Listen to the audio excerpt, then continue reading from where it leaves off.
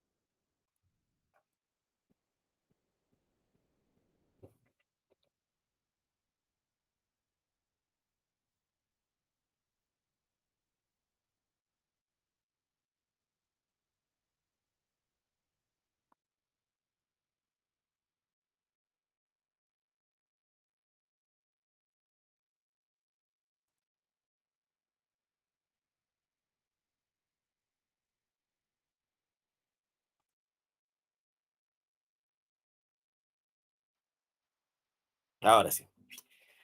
Muy buenas tardes, jóvenes. El día de hoy nos toca desarrollar en el curso de química la semana 10, el estado sólido y los sistemas dispersos. ¿Qué vamos a ver en esta semana? Vamos a hablar sobre el sólido, ¿no? En el sólido va a predominar la fuerza de atracción, la fuerza de cohesión, pues, ¿no? Entonces, la fuerza de atracción o fuerza de cohesión va a ser mayor que la fuerza de repulsión, ¿no? Va a ser mayor. Ahora, vamos a diferenciar dos tipos de sólidos. Los sólidos cristalinos, ¿no? Como el hielo es un ejemplo de sólido cristalino, y los sólidos amorfos. Ejemplo, un sólido amorfo sería el vidrio. Ya el vidrio es un ejemplo de sólido amorfo. Entonces, tenemos sólidos cristalinos y tenemos sólidos amorfos. ¿Cuál es la diferencia? La diferencia es que en el sólido cristalino tenemos un ordenamiento de largo alcance, ¿ya? Vamos a decir que el sólido cristalino se caracteriza porque su ordenamiento va de extremo a extremo del sólido. En cambio, en el sólido amorfo, no. El ordenamiento es de corto alcance. Diremos que por segmentos va a haber un tipo de celda unitaria que va cambiando a lo largo del sólido. Entonces, diremos que es variable, pues, ¿no? En el sólido amorfo, los tipos de celdas unitarias. Y esto influye en las propiedades. Por ejemplo, punto de fusión. Un sólido cristalino funde a una temperatura constante. Por ejemplo, el hielo funde a 0 grados Celsius, mientras que el sólido amorfo tiene una primera temperatura que es la temperatura de ablandamiento, por ejemplo, 60 grados Celsius. Y luego a 70 grados Celsius todo el sólido funde. Entonces tiene un intervalo, desde una temperatura donde inicia a ablandarse el sólido hasta otra temperatura donde el sólido se funde completamente, se vuelve líquido. Entonces tiene un intervalo de temperatura. Eso hace la característica de un sólido amorfo. Luego pasaremos a los sistemas dispersos. Ejemplo de un sistema disperso sería pues el agua salada, agua más sal. El agua es el solvente y la sal es el soluto. Juntos forman una mezcla que le vamos a llamar solución, ¿ya? Solución. Luego vamos a pasar a ver sistemas dispersos, como por ejemplo el humo. El humo también es un sistema disperso, pero es un tipo de sistema disperso coloidal, ¿no? Es un coloide. Igual la niebla. Lima ahora tiene bastante niebla. Habrás visto la niebla que hay en la mañana. Esa niebla es un sistema coloidal. Ya es un sistema coloidal. Ahora, los sistemas coloidales, vamos a decir que el tamaño de partícula oscila entre 1 nanómetro y 1000 nanómetros. Entre 1 nanómetro y 1000 nanómetros tendríamos a un coloide. Mayor que 1000 nanómetros ya le vamos a llamar suspensión. Muy bien, y ahí tenemos la clasificación de los sistemas dispersos. Luego vamos a pasar a unidades de concentración física, porcentaje en masa, porcentaje en volumen, y unidades de concentración química, lo que es molaridad y normalidad, ¿ya? Molaridad y normalidad. Muy bien, y eso es en resumen lo que vamos a hacer el día de hoy. Bienvenidos al curso de química, vamos a dar inicio al curso.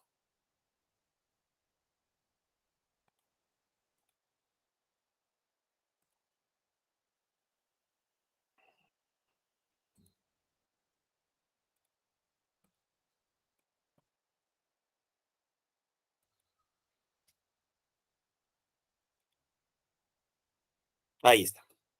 Bien, tenemos semana número 10, lo que es el estado sólido, sistemas dispersos, ¿no? Ese sería el estado. Eh, pasamos, dice, estado sólido. Características generales. Predominan entre sus partículas las fuerzas de atracción. ¿Ya? Eso es lo que va a caracterizar al estado sólido. La fuerza de atracción. Entonces acá vemos un ejemplo de un sólido como este lingote de oro, donde las partículas están ordenadas y donde va a predominar la fuerza de atracción.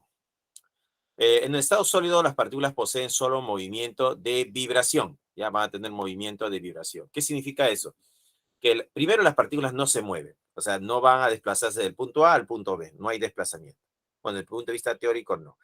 Ahora, las partículas van a estar quietas en un punto, pero en ese punto van a tener movimiento rotacional, van a girar sobre su propio eje y van a tener energía elástica, ¿no? Los enlaces químicos se comportan como pequeños resortes.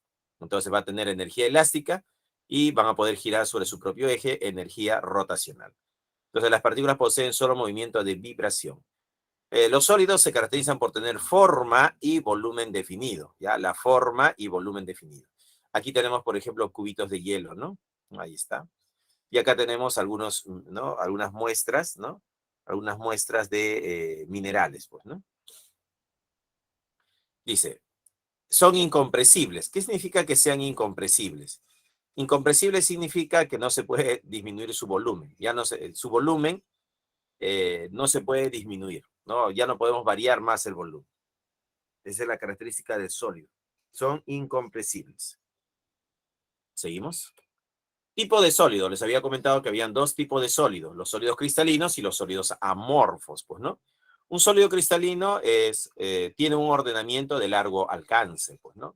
Mira, se ordenan, ¿no? Hay un ordenamiento de largo alcance. Y en cambio, un sólido amorfo es un ordenamiento de corto alcance. Esto de acá para poder explicarlo, porque me dice, profesor, no entiendo. ¿Cuál es la diferencia? ¿Qué cosa es eso corto alcance y largo alcance? Ordenar, pues, ¿no? Hay que ordenar. Por ejemplo, supongo que yo quiero construir una pared de una cuadra, pues, ¿no? Una pared que tenga, pues, unos 100 metros de pared, pues, ¿no? Y para construir esa pared yo compro ladrillos, pues, ¿no? Compro, pues, unos 5 millares de ladrillos. Y comienzo a colocar los ladrillos. Los ladrillos que he comprado todos son iguales, pues, ¿no? Entonces, cuando yo veo la pared, voy a ver que los ladrillos con los cuales he construido, toditos son igualitos, pues, ¿no? Entonces veo un ladrillo, otro ladrillo, otro ladrillo. Entonces, todos los ladrillos de extremo a extremo son iguales. Entonces, yo voy a decir que esa pared es un sólido cristalino, porque las celdas unitarias, en este caso los ladrillos, son iguales, ¿no? Desde un extremo hasta el otro extremo. Entonces, ahí tenemos el caso de un sólido cristalino, ¿no? Es una repetición de las celdas unitarias de extremo a extremo. En cambio, en el sólido amorfo, ¿cómo sería? Sería comprar 5 millares de ladrillos, pero los ladrillos los compro de diferentes tamaños. Ladrillo pandereta, ladrillo de techo ligero, y diferentes tipos de pandereta de diferentes tamaños, pues, ¿no? Entonces, cuando me doy cuenta, esa pared lo construyo, ¿no? Coloco 10 ladrillos de techo, 10 ladrillos panderetas, 10 ladrillos chicos, 10 ladrillos medianos, otra vez 5 ladrillos de techo, 3 ladrillos de pandereta, y así comienzo a construir la pared con diferentes tipos de ladrillo, mezclándolos, pues, ¿no? Los ladrillos, los diferentes tamaños de ladrillo. Termino de hacer la pared y veo esa pared. Esta pared no tiene forma porque tiene ladrillos grandes, medianos, chicos. Entonces comencé con ladrillos chiquitos y terminé al otro lado con ladrillos grandes. Entonces, como, no, como lo observamos, el ordenamiento de esta pared es de corto alcance. Podría haber colocado 3 ladrillos de techo y después coloqué 6 ladrillos de pandereta. Luego 2 ladrillos de techo y luego 5 ladrillos chicos. Entonces, el ordenamiento que logra tener son de pequeños tramos. Es de corto alcance nada más. No va a ser de largo alcance, que va de extremo a extremo. No, no es un ordenamiento de largo alcance, sino va a ser considerado de ordenamiento de corto alcance. Debido a que la celda unitaria va cambiando conforme voy desplazando a lo largo del sólido, el tipo de celda unitaria está cambiando. Y a eso llamamos ordenamiento de corto alcance. ¿Se entendió? ¿Sí? Entonces, los sólidos cristalinos, la repetición o el ordenamiento de las partículas se va a notar por el tipo de celda que se va repitiendo, ¿no? Las celdas unitarias. En cambio, los sólidos amorfos eh, no se mantienen en la celda unitaria. Comienza con un tipo de celda unitaria y termina con otro tipo de celda unitaria. No, va a variar, pues no va a variar. Veamos por acá. Sólido cristalino y sólido amorfo. Como puedes observar, aquí este sólido cristalino, yo puedo ver, pues, ¿no? Que acá es de tipo hexagonal, acá hexagonal, hexagonal, tipo un hexágono, ¿no? Hexágono, hexágono. Pero mira, todo se repite, ¿no? Hexágono, hexágono, de extremo a extremo. En cambio, en este otro sólido, tenemos acá 1, 2, 3, 4, 5. Este es un pentágono. 1, 2, 3, 4, 5, 6. Este es un heptágono. 7 lados. Acá es que tenemos. Bueno, acá tenemos otra celda unitaria, diferente a la de acá, y esta es diferente a la de acá, y esta es diferente a la de acá. Si te das cuenta, las celdas unitarias van cambiando. No es la misma, ¿no? Es diferente cada celda unitaria. Entonces, esto de acá es un sólido amorfo, ¿ya? Y esto de acá es un sólido cristalino. Seguimos. Sólidos amorfos. No tienen una estructura interna definida, pues, ¿no? No poseen punto de fusión definido. Son isotrópicos. Iso es igual, ¿ya? Iso significa igual. Ahora, ¿con qué está relacionado esto de los isotrópicos? Significa que las propiedades, las características que van a tener, van a ser iguales, ¿no? Van a ser iguales sobre el eje X, eje Y o el eje Z, ¿no? Cuando son isotrópicos, pues, ¿no? Ejemplo, tienen orden de corto alcance, dice, pues, ¿no? Tienen orden de corto alcance. Ejemplo, el plástico, la celulosa, las llantas, el vidrio, son ejemplos de sólidos amorfos, ¿ya? Ellos van a ser ejemplos de sólidos amorfos. Seguimos. Por acá quizás la duda en lo que es isotropía, pues, ¿no? ¿Qué es algo isotrópico, pues, ¿no? Dice, propiedades de los cristales. En el caso de los gases, ¿no? Estamos hablando de un gas, líquidos y sólidos, amorfos, no sometidos a esfuerzos, las propiedades, o sea, las características, como el índice de refracción, el coeficiente de expansión térmica, la conductividad térmica y eléctrica y la velocidad de solubilidad, son independientes de la dirección, ¿no? O sea, de la dirección, o sea, sobre el eje X es una dirección, sobre el eje Y es otra dirección, sobre el eje Z es otra dirección. Lo mismo es cierto para las sustancias que cristalizan en el sistema regular. O sea, los sistemas regulares también tienen este problema cuando los tres ejes son iguales, ¿no? A, B y C son iguales. A igual a B y B igual a C. Que por las razones expuestas se les denomina isotrópicas, ¿ya? Isotrópicas, ¿no? Pues dice acá, ¿no? Son independientes de la dirección, ¿no? Si estoy sobre el eje X, eje Y o eje Z, es lo mismo. Esas son las isotrópicas. Sin embargo, para las sustancias que cristalizan en otros sistemas, ¿no? Las propiedades enumeradas arriba varían según los ejes en que se efectúan las observaciones y por esa razón se denominan anisotrópicas. O sea, anisotrópica quiere decir que las propiedades van a ser diferentes sobre el eje X, tiene una propiedad, yo mido la propiedad sobre el eje X, y si lo mido sobre el eje Y, su valor va a ser diferente. No es lo mismo medir sobre el eje X que medir sobre el eje Y, ¿ya? Para tales sustancias, los coeficientes de expansión térmica no solo pueden diferir con la dirección, sino hacerse positivos en una o negativos en otra, como sucede con el yoduro de plata. De nuevo, los sólidos anisotrópicos exhiben más de un índice de refracción para el mismo cristal. Desde el punto de vista óptico, las sustancias anisotrópicas se dividen en uniaxiales y biaxiales.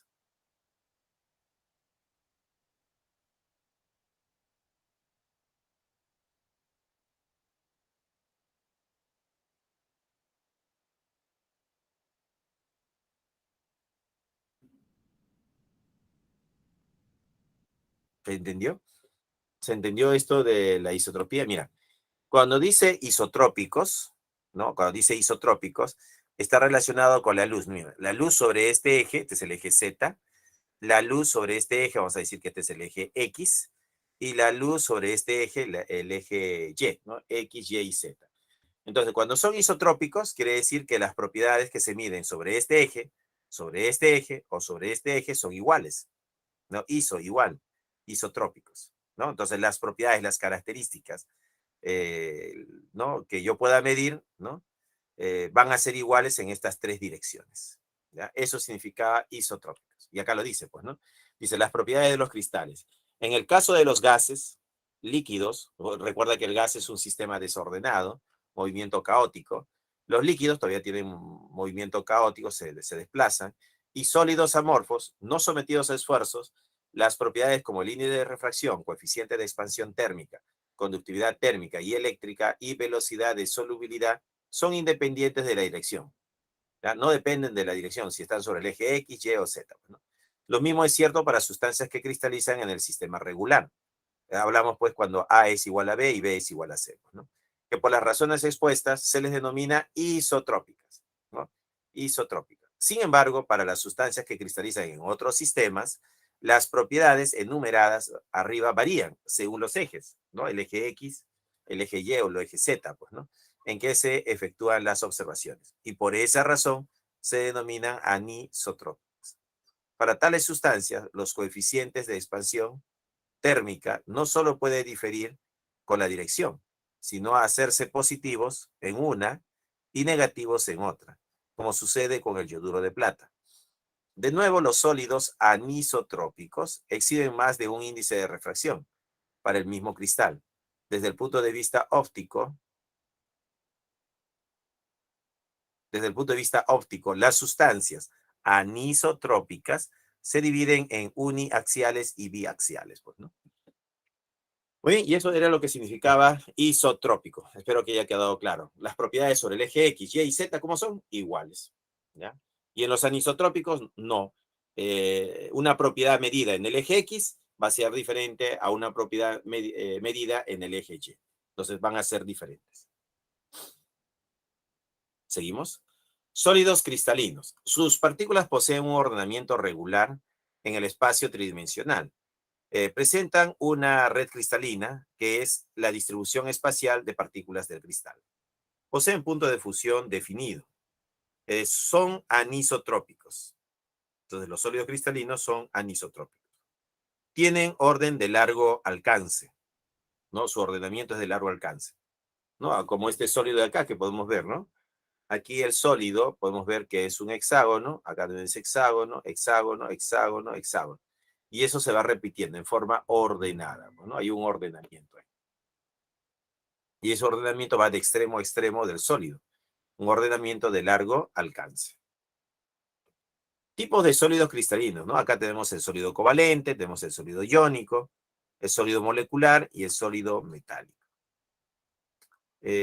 ¿Cuál es la diferencia entre un sólido covalente y un sólido iónico? Bueno, el sólido covalente, sus átomos se unen por enlace covalente. En cambio, en el sólido iónico, los iones se unen por enlace iónico.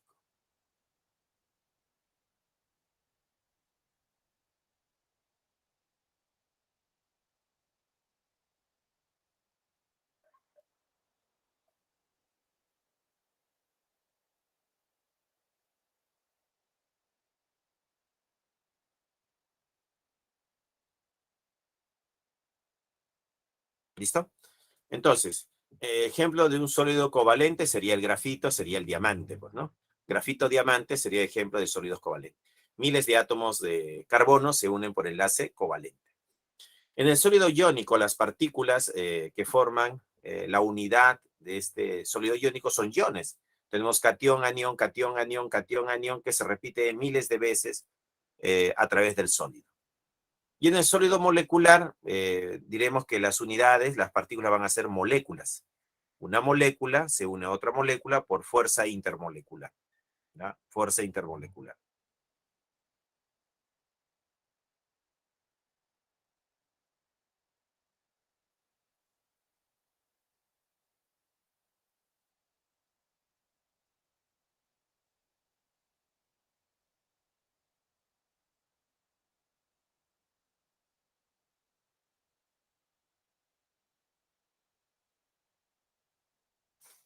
¿Ya? Entonces, en el sólido molecular, las unidades son moléculas, ¿no? Esto de acá son moléculas. Y las moléculas se unen por fuerzas intermoleculares. Y eso es lo que va a caracterizar a un sólido molecular. ¿Y en qué sentido?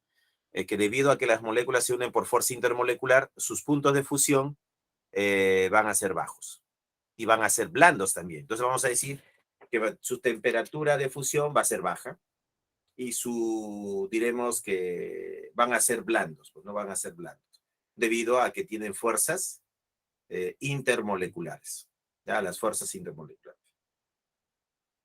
Luego tenemos aquí al sólido metálico. ¿Qué cosa era un sólido metálico? Es cuando nosotros teníamos, pues, según la teoría del mar de electrones, eh, que el metal, al tener baja electronegatividad, pierde sus electrones de valencia. Y al perder sus electrones de valencia,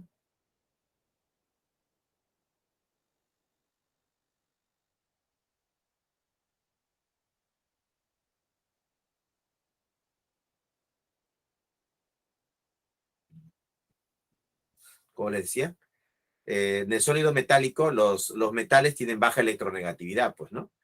Esos son débiles los metales. Entonces sus electrones de valencia se van a perder y van a formar el mar electrónico. Entonces el metal formaría un catión y ese catión estaría inmerso dentro de un mar de electrones. Y la atracción catión-mar de electrones sería el enlace metálico. Entonces, en el sólido metálico, la unidad, la partícula, va a ser un catión, pues, ¿no? Los cationes que se han generado.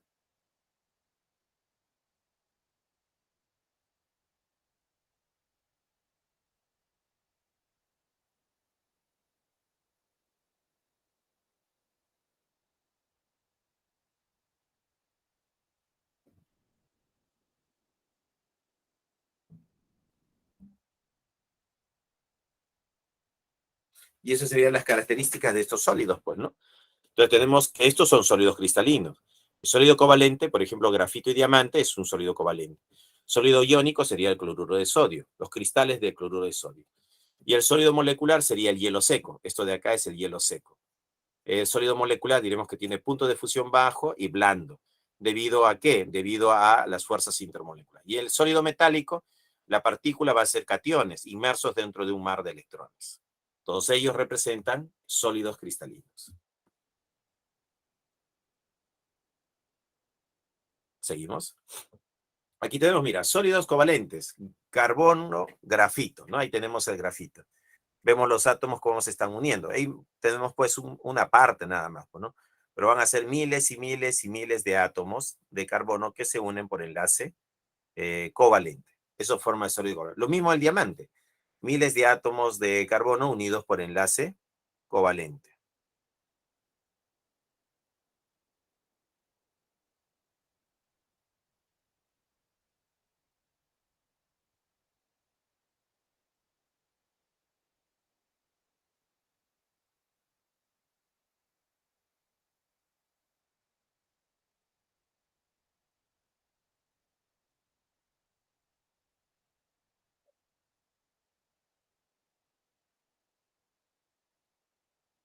¿Listo? Entonces, los sólidos covalentes son muy duros, son malos conductores del calor y la electricidad y sus puntos de fusión son elevados, ¿no? Así es.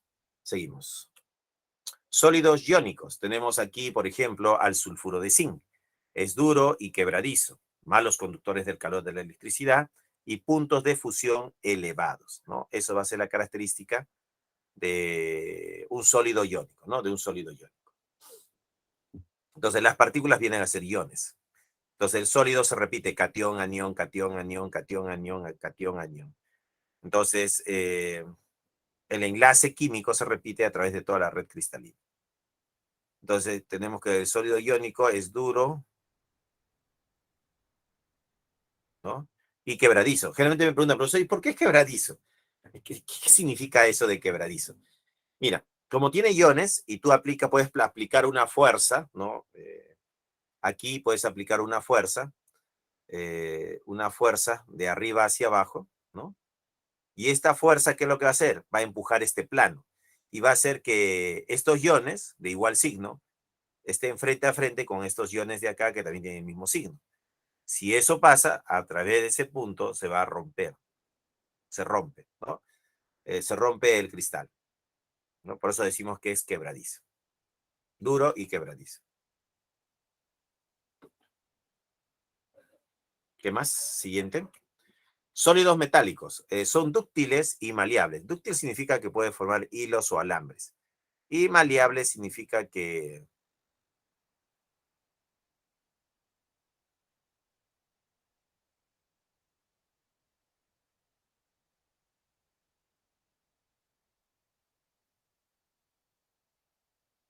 Profesor, ¿puede poner anterior diapositiva?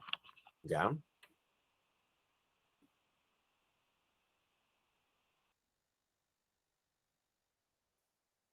Gracias.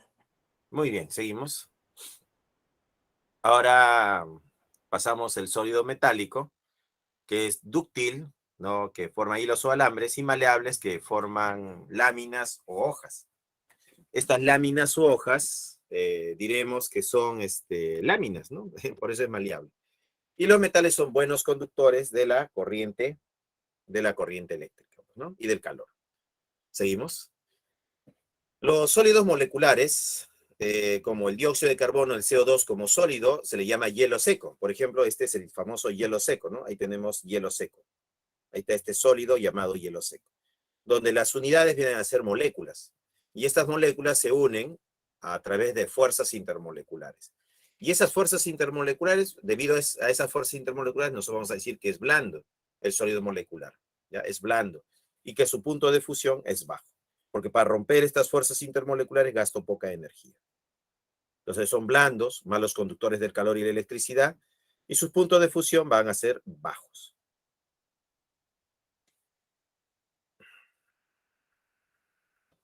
Seguimos.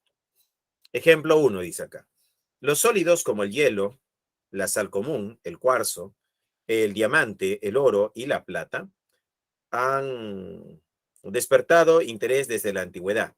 No obstante, solo en épocas relativamente recientes se han llegado a conocer los fundamentos del estado cristalino.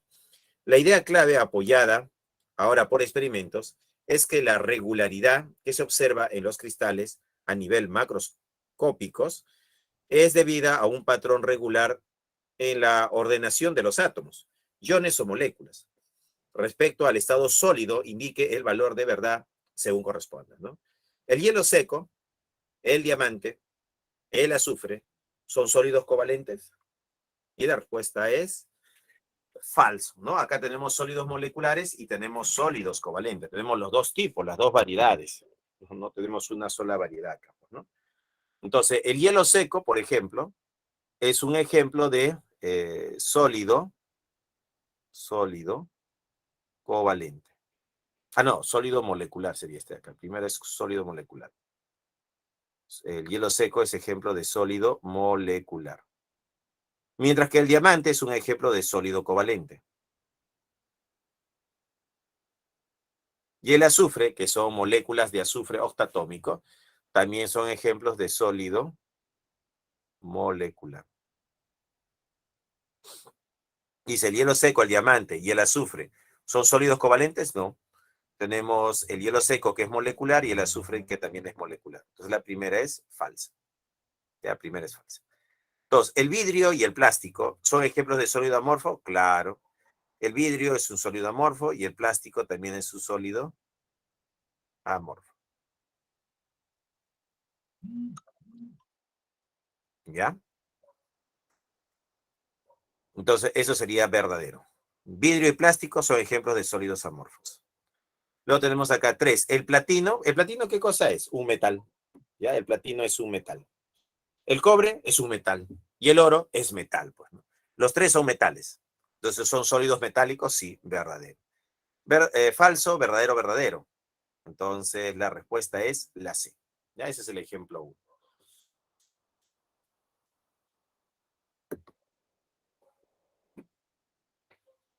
Seguimos.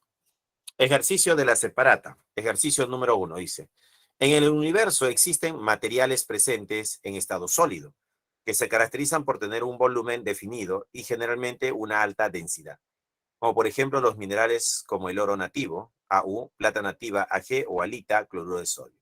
Sustancias moleculares como la naftalina, de tipo covalente, como la sílice, todos los mencionados se clasifican como sólidos cristalinos, por tener un ordenamiento de largo alcance. Mira, acá hay que hacer esta corrección, porque acá debería haber dicho ordenamiento de largo alcance.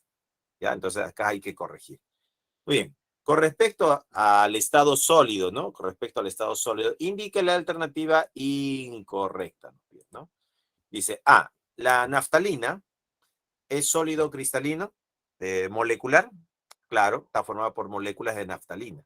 ¿Con capacidad de sublimarse? Exactamente, se van a sublimar. Eso es verdadero, ¿ya? Verdadero. Entonces aquí la respuesta de la primera sería verdadera.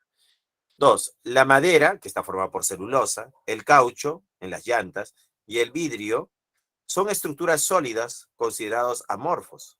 Así es. C, el oro es sólido metálico. Sus fuerzas de repulsión son mayores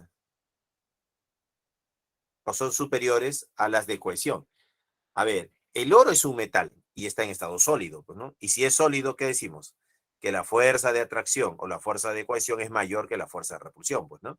Acá dice, el oro es sólido metálico, sus fuerzas de repulsión son superiores a las de cohesión. No, no, no, no, eso es falso. Las fuerzas de cohesión son superiores a las fuerzas de repulsión. ¿Está? Al revés, pues, ¿no? Esta es la falsa. D, los sólidos covalentes generalmente poseen alta dureza, como la sílice.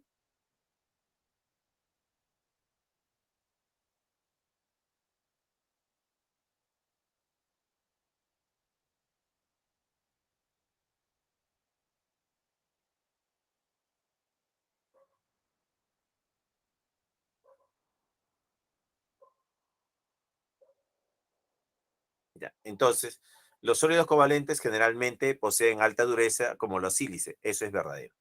La respuesta sería la C. 1C. Ya, para el primer ejercicio, la respuesta sería la C. 1C.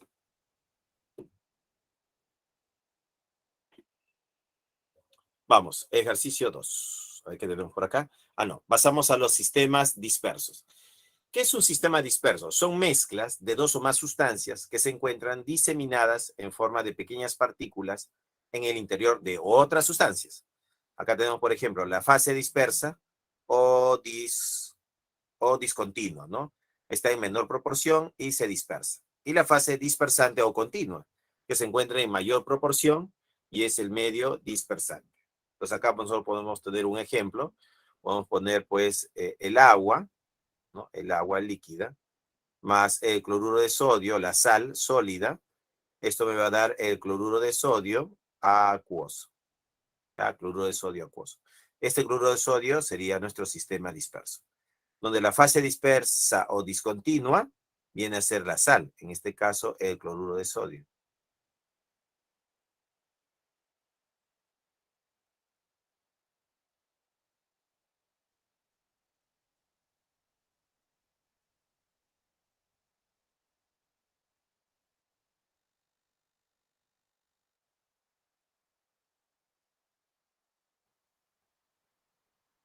¿Ya? Entonces, la fase dispersa o discontinua sería pues el cloruro de sodio. Los iones sodio y los iones cloruro es lo que se ha dispersado. Y la fase dispersante o continua sería el agua, pues, ¿no? El agua sería la fase dispersante o continua. Es la que se encuentra en mayor proporción y es el medio dispersante. Y acá tenemos el caso del agua salada. Seguimos. O también podría ser agua dulce, ¿no?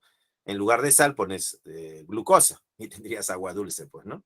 La fase dispersa sería la glucosa y el agua sería la fase dispersante o continua. Clasificación de los sistemas dispersos. Este se clasifica de acuerdo al tamaño de partícula de la fase dispersa, pues, ¿no? Entonces nosotros podemos decir que este sistema va a tener acá, pues, por ejemplo, al ion sodio o al ion cloruro. Estas partículas tienen un tamaño. Si el tamaño es menor a 1 nanómetro, le vamos a llamar solución, porque el tamaño de la partícula es menor a 1 nanómetro.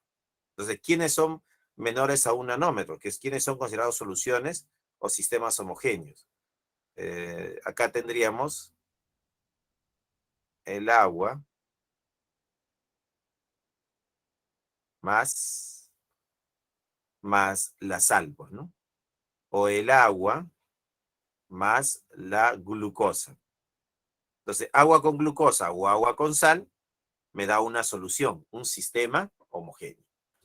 En cambio, los sistemas coloidales es cuando el tamaño de la partícula oscila entre 1 nanómetro hasta 1000 nanómetros. Este es el intervalo para las partículas, ¿ya? Entonces, los sistemas coloidales tenemos al humo, a la niebla, ¿ya? Al humo, a la niebla. Entonces, serían ejemplos de sistemas coloidales. La suspensión es cuando el tamaño de partícula es mucho más grande que 1000 nanómetros. 1100 nanómetros, 1200 nanómetros, 1500 nanómetros.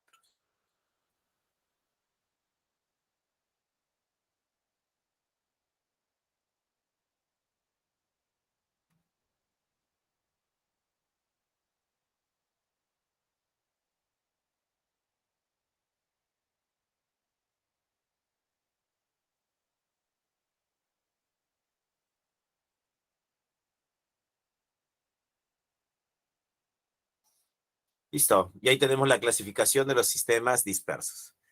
Las soluciones, cuando el tamaño de partícula es menor a 1 nanómetro, ahí tenemos átomos, iones, moléculas.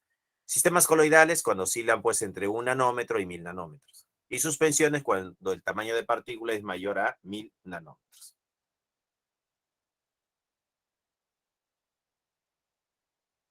Seguimos. Ejercicio 2 de la separata. Dice, la materia se puede presentar en forma de mezclas. Estas pueden ser homogéneas o heterogéneas. El agua potable es una mezcla que contiene iones disueltos de magnesio, calcio, bicarbonato, entre otros. La niebla es un sistema que contiene gotas de agua en el aire. Un jugo de fresa es un sistema disperso que puede sedimentar la fibra de la fruta después de ser elaborado. Al respecto, indique el valor de verdad.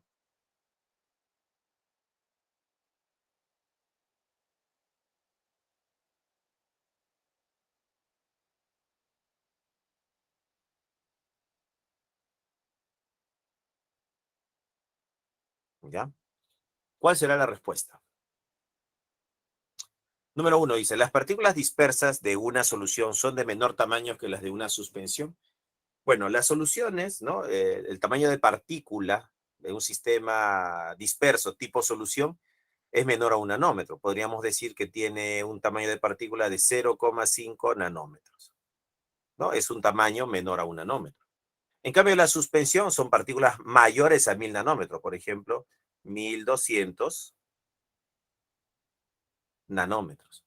Entonces, 1200 nanómetros es mayor que 0,5 nanómetros, ¿no? Las partículas dispersas de una solución son de menor tamaño que las de una suspensión. Claro, eso es verdadero.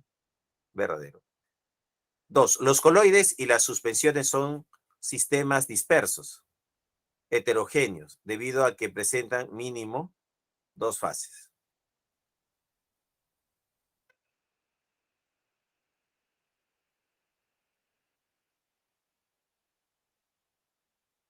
¿Ya? Entonces, los coloides y las suspensiones son sistemas dispersos heterogéneos, sí. Tanto el coloide como la suspensión lo vamos a considerar heterogéneo, debido a que presentan mínimo 2 fases. Y eso sería verdadero. ¿Ya? Verdadero. 3. El agua potable es una solución. La niebla es un coloide. Y el jugo de fresa es una suspensión, pues, ¿no? Claro, el agua potable es ejemplo de solución. La niebla es ejemplo de coloide. Y la suspensión, bueno, el jugo de fresa sería una suspensión, pues, ¿no? Podemos ver la fibra, las pepitas, ¿no? Del jugo de fresa. Y eso sería verdadero. ¿Cómo son todas? Todas son verdaderas. La respuesta es la C. Ya, la C sería la respuesta. Para el ejercicio 2, diremos que la respuesta sería la C. Ya, la C sería la respuesta.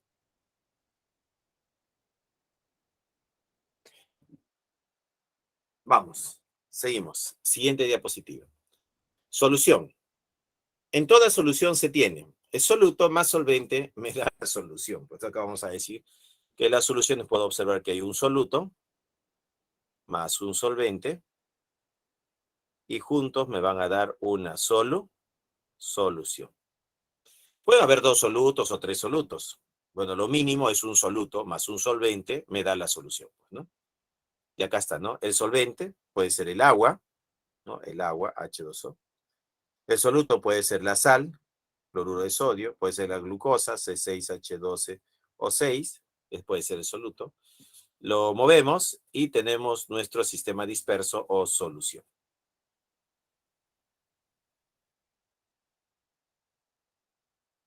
¿Listo? Seguimos. Soluciones, dicen. ¿Qué está relacionado con las soluciones? La solubilidad. Dice, ¿qué cosa es la solubilidad? Es la cantidad máxima de soluto que se disuelve en 100 gramos de solvente a una determinada temperatura. O sea, va a haber una masa de soluto que se puede disolver en 100 gramos de solvente a una temperatura T. Entonces, a eso vamos a llamar solubilidad. Es la máxima cantidad de soluto que se puede disolver con 100 gramos de solvente. Depende principalmente de naturaleza del soluto y el solvente y temperatura.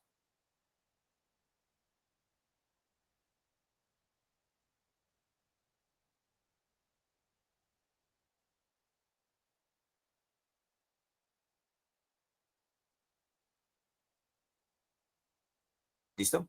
Seguimos, siguiente diapositiva. Naturaleza, soluto, solvente.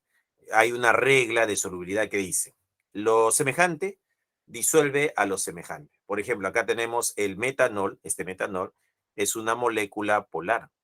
Ya nos vamos a decir que es molécula polar. Y el agua también sabemos que es una molécula polar.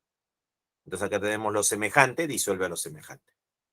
En cambio acá tenemos metanol y acá cloroformo. Entonces el metanol tiene,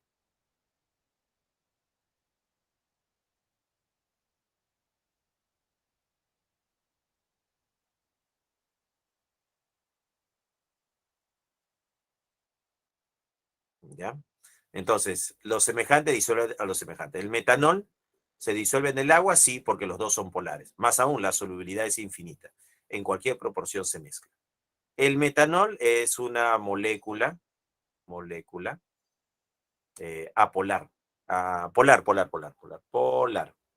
Va a ser polar. ¿Ya? El metanol es polar. Y el cloroformo, que no es simétrico porque hay un átomo diferente que lo rodea, va a ser también una molécula polar. Entonces, lo semejante disuelve lo semejante. El metanol va a disolver al cloroformo. Seguimos. Tenemos aquí gráficas de solubilidad versus temperatura. Las gráficas que me están indicando que en un caso aumenta la solubilidad cuando aumenta la temperatura, ¿no? Como vemos acá, para el dicromato de potasio, la temperatura está aumentando, entonces la solubilidad también aumenta.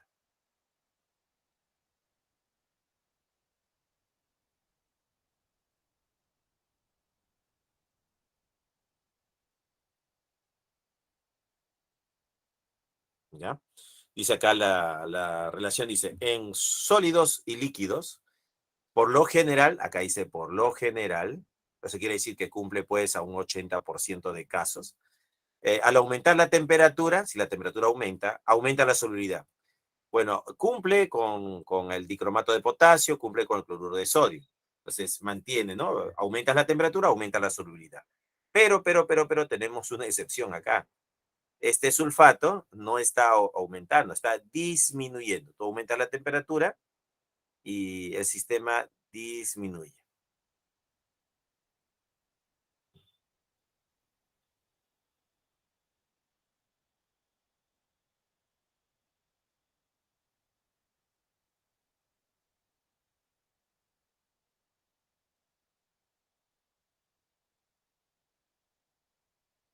¿Ya? Entonces no podemos decir que todos aumentan su solubilidad al aumentar la temperatura. No podemos decir eso. Solo algunos. ¿Ya? Con respecto a los gases, al aumentar la temperatura, disminuye la solubilidad. Claro, si yo tengo el agua de río que está, supongamos, a 15 grados Celsius, debe tener una concentración de oxígeno disuelto en el agua de río. Si yo caliento el agua de río, le subo de 15 a 20 grados, entonces ese cambio de temperatura, ese aumento de temperatura va a hacer que la solubilidad del oxígeno en agua disminuya, no va a disminuir. Eso es lo que va a estar sucediendo.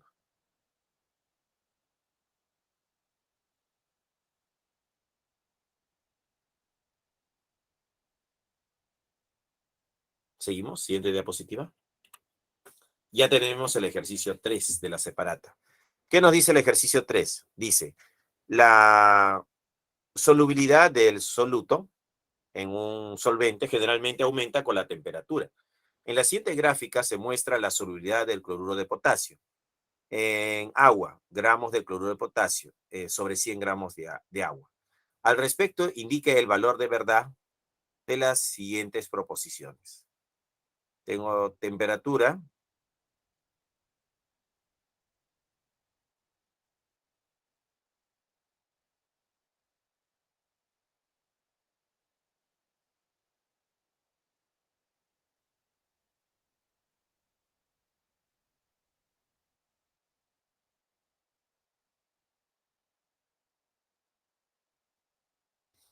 A ver, hay que hacer el cálculo. Dice, número 1. Por su carácter iónico, el cloruro de potasio soluto se disuelve en un solvente de tipo polar como el agua. Claro, sí. Una sal se disuelve en agua. Sí, es verdadero. Por su carácter iónico, el cloruro de potasio soluto se disuelve en un solvente de tipo polar como el agua. Sí, eso sería verdadero. Ya, eso sería verdadero. 2. En la gráfica se observa que a 40 grados, ¿no? Acá dice que a 40 grados Celsius, se disuelve 40 gramos de soluto. Se disuelve 40 gramos de soluto. Mientras que a 67 grados Celsius, que sería esta otra temperatura, 67,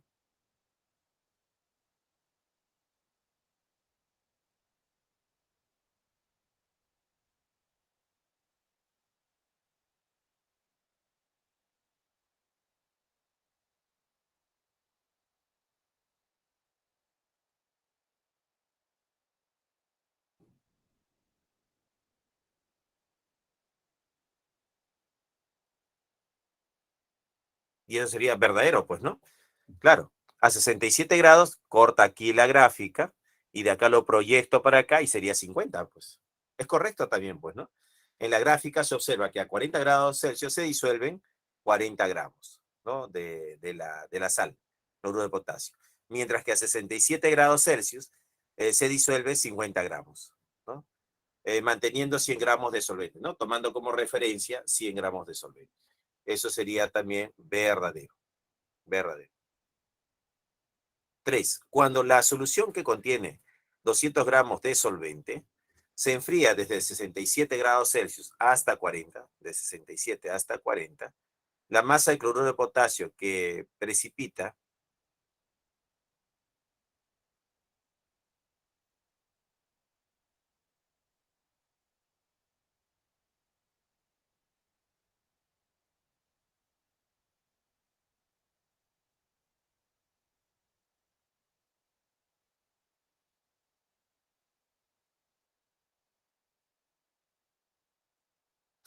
¿no? Dice acá, cuando la solución que contiene 200 gramos de solvente se enfría desde 67 hasta 40. ¿Qué pasa cuando se enfría de 67 a 40? Entonces la masa disminuye de 50 a 40. O sea, hay 10 gramos que están de más en el sistema. Eso van a precipitar. Entonces podemos decir que para 100 gramos, ¿no? de solvente, va a haber un sedimento va a precipitar 10 gramos del soluto, pues, ¿no? Pero nosotros tenemos 200 gramos de solvente. Para 200 gramos, entonces, ¿qué masa va a precipitar? La masa M va a ser 200 por 10 entre 100.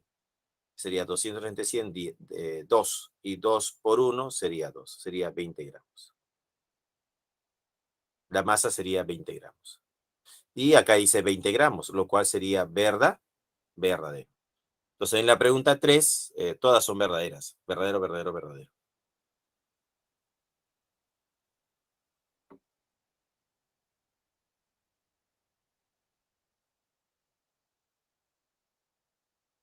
Seguimos. Tipos de soluciones. Tenemos por la disgregación del soluto, soluciones iónicas y soluciones moleculares. Soluciones iónicas, ejemplo, soluciones acuosas de ácidos, sales e hidróxidos. Y soluciones moleculares, ejemplo,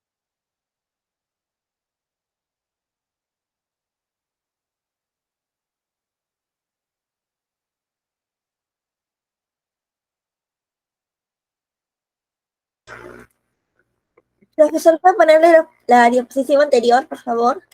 ahí está. Gracias. Listo. Entonces, ¿qué logro ver acá? Que una solución iónica, han puesto una pilita, un foquito y dos electrodos. Una conduce la corriente eléctrica y la otra no conduce. Entonces quiere decir que las soluciones iónicas, agua con sal, por ejemplo, agua salada, es buena conductora de la corriente eléctrica. Mientras que si le coloco glucosa, agua con azúcar, ¿no? Agua con glucosa, tengo agua dulce y el agua dulce no conduce la corriente eléctrica.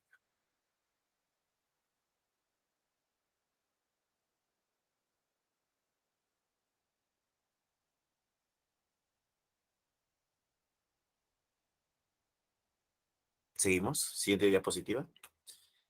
Por la concentración del soluto, mira, acá es una apreciación cualitativa, pues, ¿no? Es como cuando dices, el agua está tibia. ¿Pero qué significa tibia? ¿Qué temperatura es? No me dice qué temperatura es. Dice nomás una apreciación que está tibia, pues, ¿no? Que está caliente. ¿Pero cuánto, en qué temperatura? No hemos medido la temperatura con un termómetro, sino solamente es una apreciación de que está caliente, pues, ¿no? Entonces tenemos acá, de acuerdo a la cantidad de soluto agregada, puede ser diluida, cuando es pequeñas cantidades de soluto, concentrada, cuando está llegando a su límite de saturación, y saturada es cuando llega a su límite de saturación, ya no disuelve más. Si le agregas más soluto, va a ir al fondo del recipiente. Y finalmente tenemos la solución sobresaturada.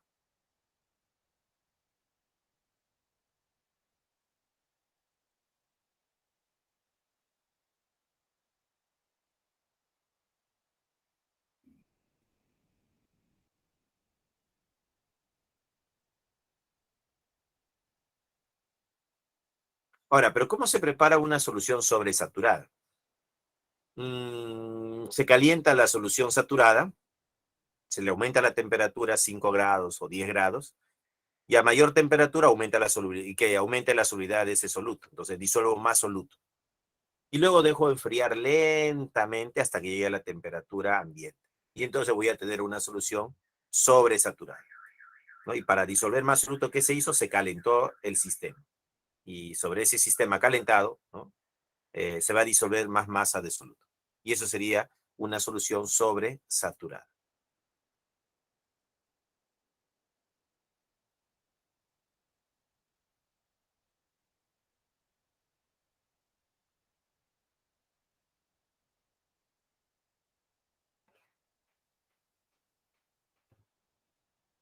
¿Ya?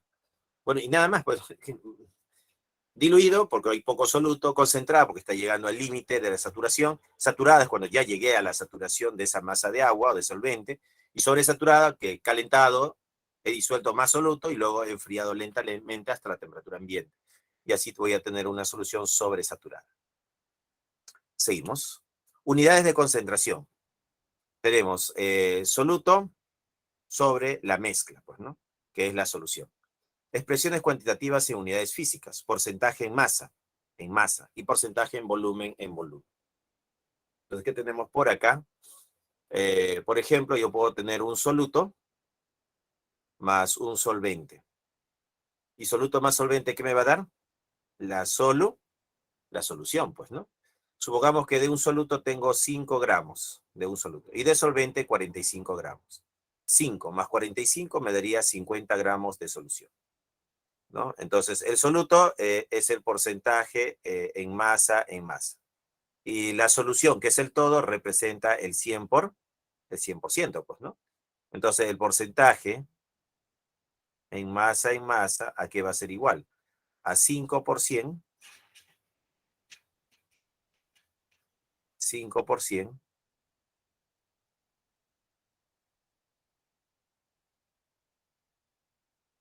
¿ya? Sería 5 por 100%, todo sobre esto por esto, entre 50, pues, ¿no? Entre 50. Quinta 1, quinta 10, un cerito saca un cerito y sería el 10%. El porcentaje en masa sería igual al 10%. Mira, ya calculé el porcentaje en masa para este sistema, ¿no? Soluto, solvente, solución. Lo mismo puedo aplicar para el volumen. Yo puedo decir acá soluto más solvente, ¿qué me da? La solución, pues, ¿no? La solución, que es toda la mezcla, pues, ¿no? El soluto, supongamos que tengo 20 mililitros de un soluto, 60 mililitros de solvente, 20 más 60, me va a dar 80 mililitros. Entonces, si comparo el volumen en mililitros del soluto con el volumen en mililitros de la solución, puedo calcular el porcentaje en volumen en volumen. Siendo la solución el todo, representaría el 100%. Entonces, el porcentaje en volumen, ¿a qué sería igual? Sería 20 por 100. ¿Ya? Sería 20 por ciento dividido entre 80. Entonces, el porcentaje en volumen sobre volumen, ¿a qué va a ser igual? Tendríamos 20% sobre 80. ¿Cuánto es eso? 20% entre 80. 25. Eso me daría el 25%. Entonces, el porcentaje en volumen representaría el 25%. Ese sería el porcentaje en volumen. Acá veo una pequeña diferencia. ¿Cuál es la diferencia que observo? Acá me dan volumen de soluto sobre volumen de solución por 100. Y acá tenemos que el resultado me sale 25. 25 es el número nada más. Y esta formulita me sirve para calcular este número. ¿Ya? El porcentaje en volumen, pues, ¿no? Que sería 25, el valor numérico puedo hallarlo con esa formulita. Y yo ya sé que está en porcentaje, pues, ¿no? 25%.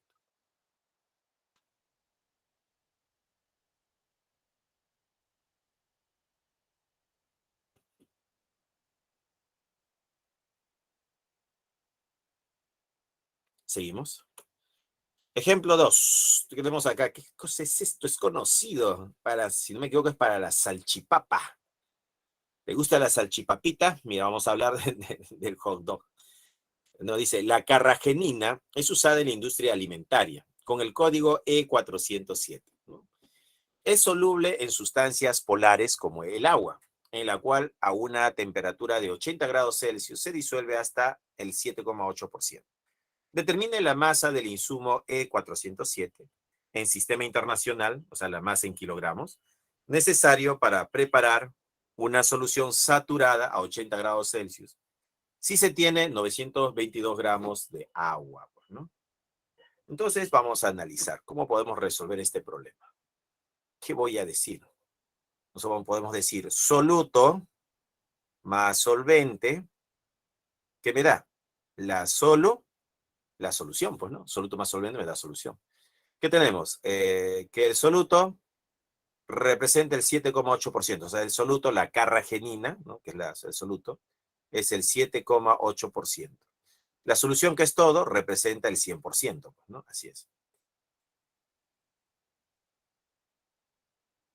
Me piden determinar la masa del insumo E407, o sea, la masa de la carragenina, ¿no? En sistema internacional, necesario para preparar una solución saturada a 80 grados Celsius, si se tiene 922 gramos de agua. Entonces, acá está la carragenina y acá está el agua. El agua es el solvente. Y tenemos de agua 922 gramos, ¿no? Ahora, ¿qué porcentaje es el solvente? ¿Cuánto será la masa? ¿Podremos hallarlo? Claro que sí. Sí se puede hallar. Hay que hallar el porcentaje nomás del solvente. y establecemos una regla de 3. La masa sería igual a ¿qué? A 7,8% por 922 entre, bueno, hay que restar 100 menos 7,8, pues, ¿no? 100 menos 7,8. Y eso sería 92,2.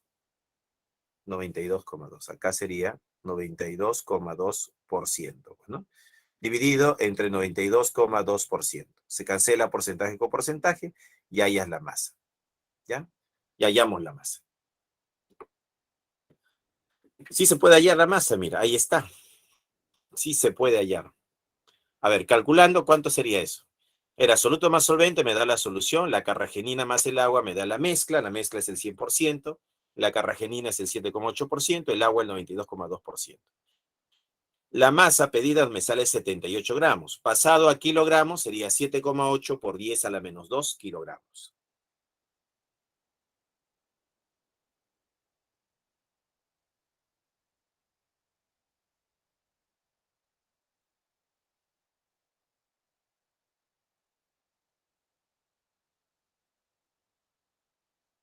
Muy bien, seguimos. Siguiente diapositiva. Expresiones cuantitativas y unidades físicas. Porcentaje en masa en volumen. Cuando comparo la masa de solutos con el volumen de la solución, la masa en gramos y el volumen en mililitros.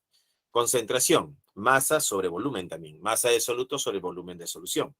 Partes por millón, ¿qué cosa es partes por millón? Los ppm son miligramos, el soluto sería en miligramos, y el volumen de la solución estaría expresado en litros. Ya sería miligramos de soluto sobre volumen de solución expresado en litros, pues, ¿no? En litros. Seguimos. Unidades químicas de concentración, la molaridad. ¿Qué cosa es la molaridad? Es el número de moles del soluto sobre el volumen de la solución expresado en litro. ¿Ya?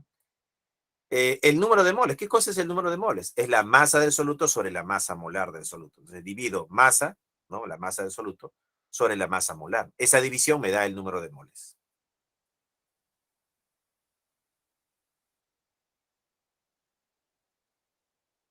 Seguimos. Siguiente ejercicio. Profe, Sí, dime.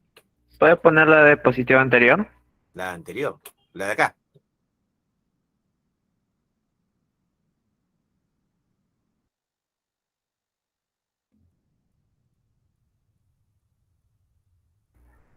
Ya, gracias. Muy bien. Nos quedamos aquí, pasamos por acá. Estábamos hablando de molaridad, número de moles. Y ahora vamos a hablar de la normalidad. ¿Qué cosa es la normalidad? Bueno, es el número de equivalentes gramos del soluto sobre el volumen de la solución expresado en litros. O sea, es número de equivalentes gramos sobre volumen de la solución en litros. ¿Y qué cosa es el número de equivalentes gramos? Es la masa del soluto sobre el peso equivalente del soluto. Es una división de la masa del soluto entre el peso equivalente. Eso me va a dar el número de equivalentes. ¿Cómo se calcula el peso equivalente? El peso equivalente va a ser la masa molar sobre el parámetro teta. Entonces acá el problema es saber cómo hallar teta, pues, ¿no? Entonces, teta es los equivalentes del soluto sobre las moles del soluto, pues, ¿no? En forma práctica, la normalidad, para los problemas, para hacerlo más rápido, yo puedo usar esta relación, pues, ¿no? Normalidad es igual al teta, parámetro de carga, multiplicado por la molaridad. Esa multiplicación me da la normalidad.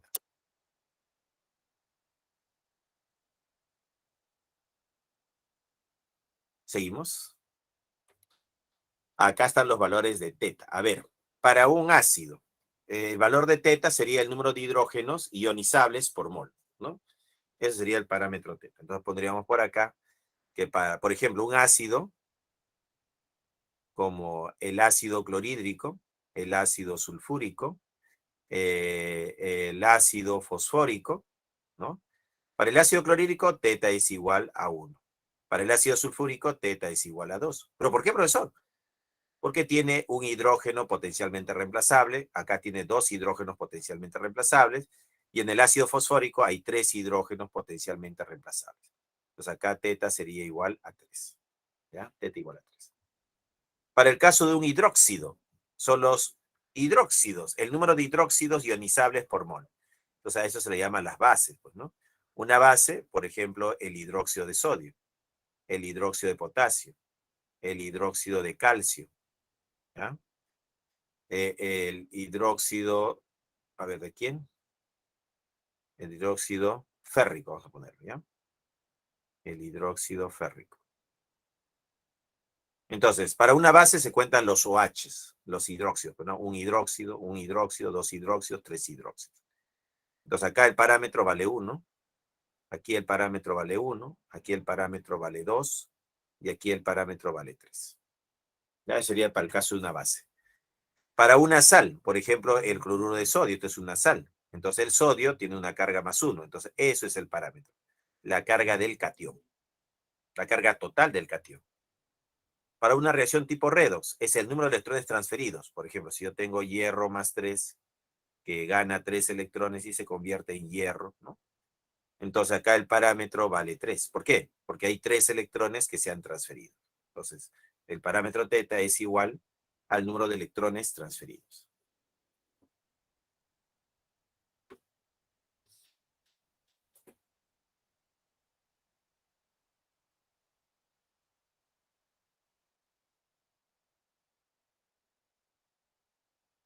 Seguimos.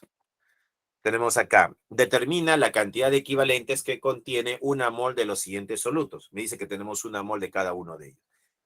Veamos, si tengo una mol de él, y acá veo que él es un ácido, entonces para este ácido tiene 2 hidrógenos, ¿no? Potencialmente reemplazable, aquí teta es igual a 2. Él es una base, y de él tengo una mol. Acá tiene un hidróxido, entonces el parámetro teta es igual a 1. Esta es una sal. Para una sal, este magnesio tiene una carga más 2. Para una mol de esta sal, teta sería igual a 2.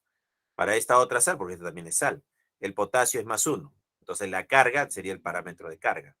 Una mol y tiene que teta es igual a 1. Esta es otra sal. Nuevamente tiene el potasio, pero el potasio es más 1. 2 por 1, 2. Entonces teta sería igual a 2. Entonces tenemos una mol con un parámetro de 2. Y para el carbonato de aluminio, el aluminio es 3. Entonces para esta sal tendríamos que una mol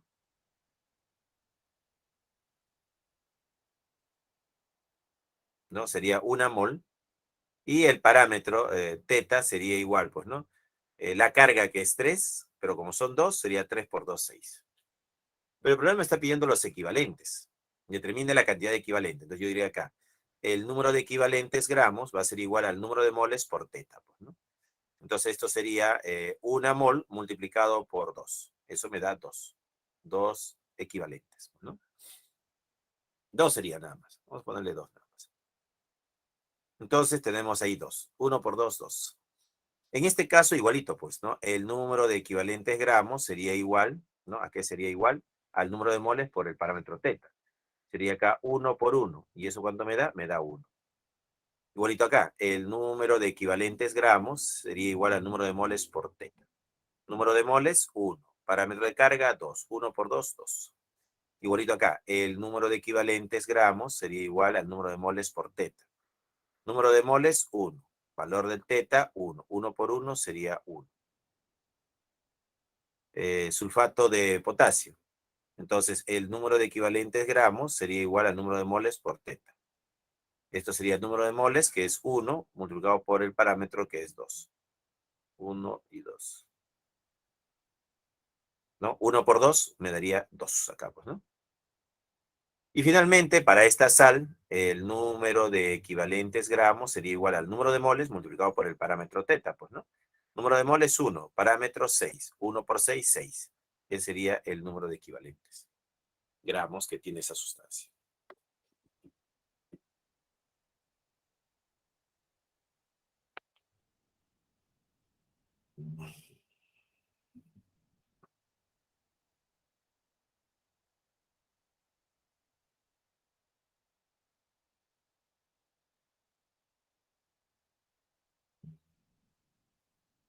Seguimos, siguiente diapositiva.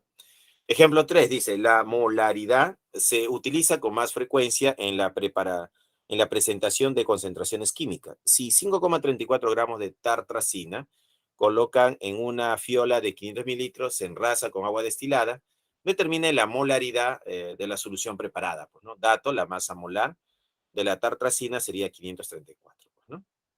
¿Cómo hacemos esto? Primero hay que saber la fórmula, pues, ¿no? La fórmula sería, la molaridad sería igual a la masa en gramos sobre la masa molar en gramos sobre mol y por el volumen expresado en litros, pues, ¿no? El volumen expresado en litros. Eso sería. ¿Ya? Eso sería. ¿Tenemos la masa? Sí, acá está, 5,34. La molaridad sería igual a 5,34 gramos. Sobre la masa molar, acá está, 534 gramos sobre mol. Y el volumen son 500 mililitros, sería 500 mililitros. Pero un litro, ¿qué cosa es? 1000 mililitros. Con eso se da mililitros con mililitros y me quedaría litros, pues, ¿no? Y gramos se va con gramos y me quedaría mol. Mol sobre litro. Y eso es molaridad. ¿Cuánto sale esto? Hay que operar, pues, ¿no? A ver, operando, esto me va a salir 5,34 entre 534 por 500 entre 1000. La molaridad va a salir 0,02 mol sobre litro. ¿Ya? Eso te va a salir.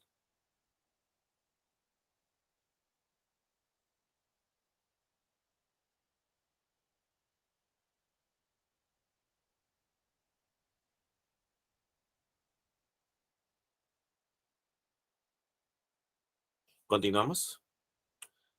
Ejemplo 4 dice, la normalidad se utiliza con más frecuencia en los análisis volumétricos. Se tiene 0,98 gramos de ácido sulfúrico y se coloca en una fiola de 200 mililitros. Se enrasa con agua destilada. Determine la normalidad de la solución preparada. Como ya aprendí a calcular la molaridad, voy a calcular primero la molaridad. Entonces, la molaridad que era igual a la masa expresado en gramos sobre la masa molar en gramos sobre mol por el volumen expresado en litro. Reemplazamos datos, la molaridad que es igual. Tenemos la masa, 0,98 gramos del ácido sulfúrico y se coloca en una fiola de 200 mililitros. Necesito la masa molar, acá está la masa molar del ácido sulfúrico, 98. 98 gramos sobre mol. Por el volumen, 200. 200 mililitros por un litro sobre 1000, pues, ¿no? Mililitros. Se da mililitros con mililitros, gramos con gramos, y me quedaría la molaridad. Calculando la molaridad, ¿cuánto sale? Veamos cuánto sale la molaridad. Sería 0,98 entre 98 por 200 entre 1000, pues, ¿no? Eso me daría 1 sobre 20, y eso sería 0,05, pues, ¿no? Sería 0,05. 0,05. 0,05 mol sobre litro. Ya, esa sería la molaridad. Pero el problema me pide la normalidad. Pero recordando, la normalidad es igual a la molaridad por teta, pues, ¿no? Entonces, la normalidad sería molaridad, que es 0,05 mol sobre litro, multiplicado por el parámetro teta. Como se trata del ácido sulfúrico H2SO4, tiene 2 hidrógenos, entonces teta vale 2, ¿no? El parámetro vale 2, que sería 2 equivalentes por mol. Se va mol con mol y me quedarían los equivalentes, ¿no? La normalidad sería 2 por 5, 10, sería 0,10 equivalentes por litro. Y ya tengo la normalidad, ¿no? Ya tenemos la normalidad. Sería 0,1 equivalentes por litro, ¿no? Ese sería. Ya este cerito de acá ya no va, pues, ¿no? 0,10, ya sería 0,1 nada más. 0,1 equivalentes por litro. Y así hemos calculado la normalidad.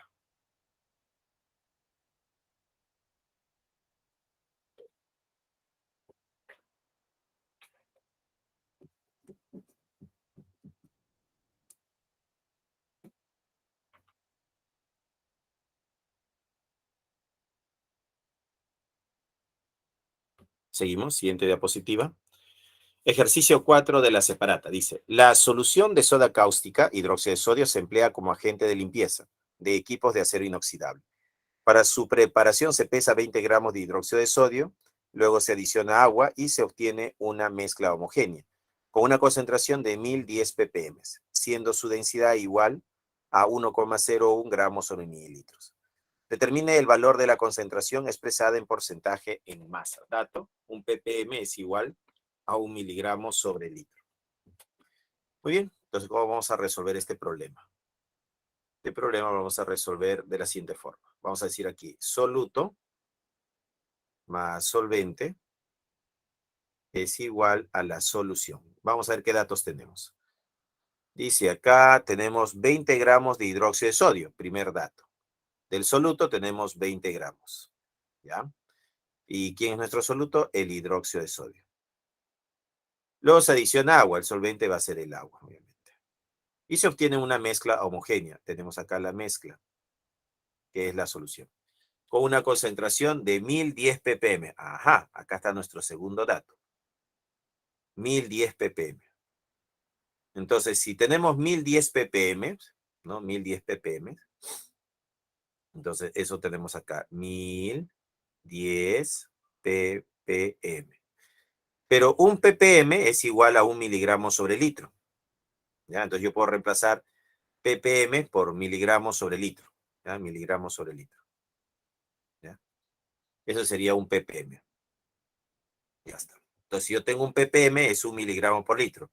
1010 ppm sería como decir 1010 miligramos sobre litro, ¿no? En un litro hay 1010 miligramos. Pero un mili no es otra cosa que 10 a la menos 3, por gramo por gramo. Se va miligramo por miligramo, y esto me quedaría entonces 1010 entre 1000 sería, pues, ¿no? Sería 1,01 gramo sobre litro. O sea, en un litro de solución tenemos esta masa.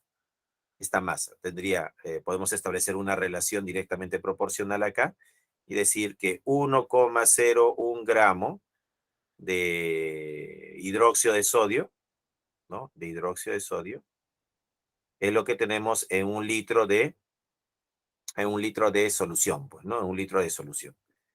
Si yo tengo de dato 20 gramos del soluto, ¿no? Para 20 gramos de hidróxido de sodio, entonces, ¿qué volumen sería? Pues calculamos el volumen como 20 por 1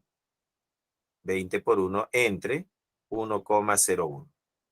Entonces, ¿el volumen a cuánto sale? Sería 20 por 1, 20, pues, ¿no? Entre 1,01. Eso me va a dar 19,802. ¿Ya? 19, el volumen sería 19 litros, 802 litros, ¿no? Eso sería el volumen que tenemos en litros. Pero yo necesito acá la masa de la solución. Este es el volumen de la solución. Pero yo necesito ¿qué cosa? La masa, pues, ¿no? La masa de la solución expresado en gramos. Y para eso yo tengo acá el dato de la densidad de la solución, que es 1,01. Entonces, analizando esa formulita, la densidad es igual a la masa sobre volumen.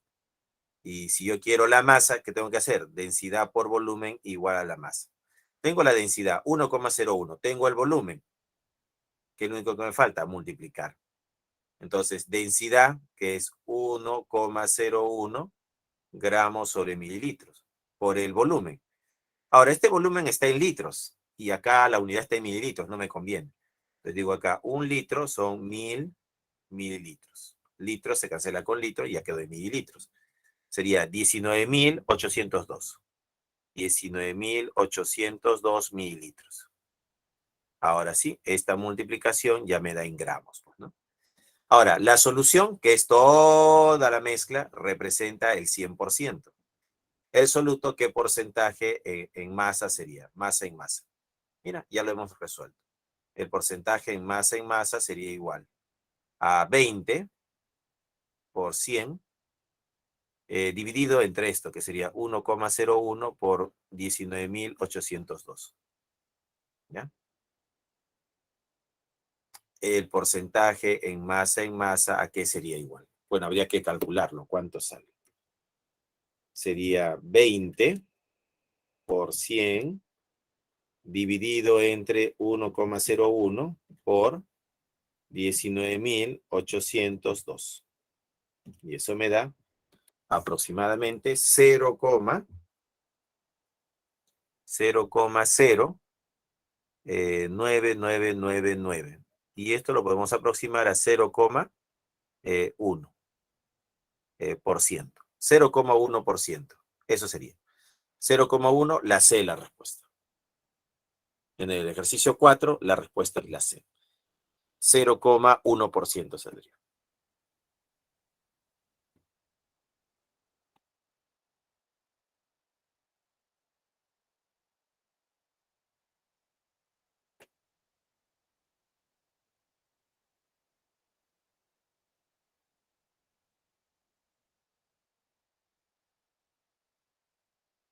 Seguimos. Ejercicio 5. Dice, en el mercado de los combustibles, la mezcla de gasolina y alcohol es conocido como gasol. Nuevamente tenemos una mezcla, o sea que va a haber un soluto más un solvente. Y eso me va a dar una solución. Dice, la mezcla gasol E15 es una solución que contiene 15% en volumen. 15% en volumen de etanol. Entonces el soluto viene a ser el etanol. Y el resto es gasolina, o sea, el solvente va a ser la gasolina. Determine el volumen de la gasolina en litros, contenidos en 780 gramos de gasol. Dice que tenemos el gasol. ¿Y quién es el gasol? Aquí está el gasol. Tenemos 780 gramos de gasol. 780 gramos de gasol. Y esta solución representa el 100%, pues, ¿no? Es el todo, pues, ¿no? Toda la mezcla. Entonces, contenidos en 780 gramos de gasol E15.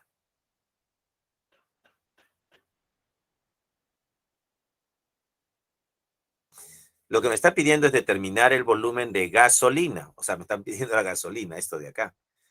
Pero ¿qué porcentaje es la gasolina? Si tenemos 15 y tenemos 100, hay que restar, pues, ¿no? 100 menos 15. Eso me daría 85. O sea, la gasolina representa el 85%. Acá sería 85% de gasolina. Determine el volumen de la gasolina. Me piden el volumen de la gasolina en litros.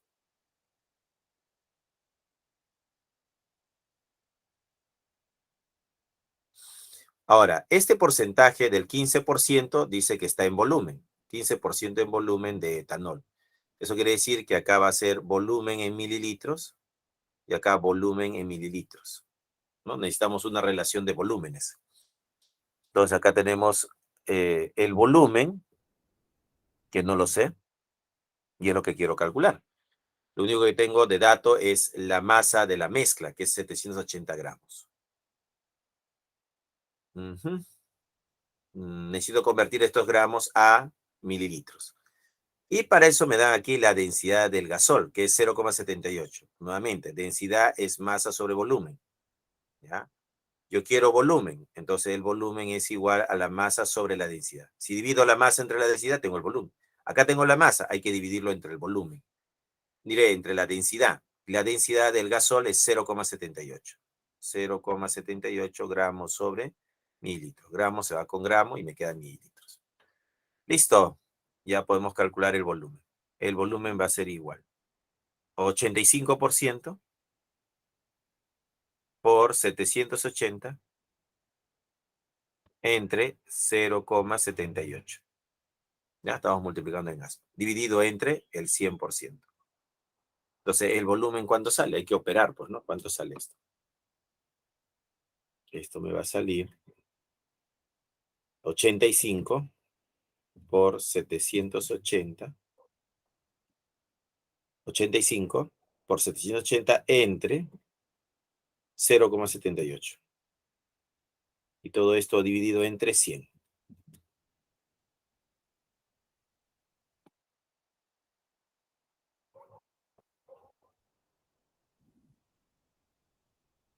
¿Cuánto sería esto? 850. 85 por 780 entre 0,78 y todo dividido entre 100, pues, ¿no?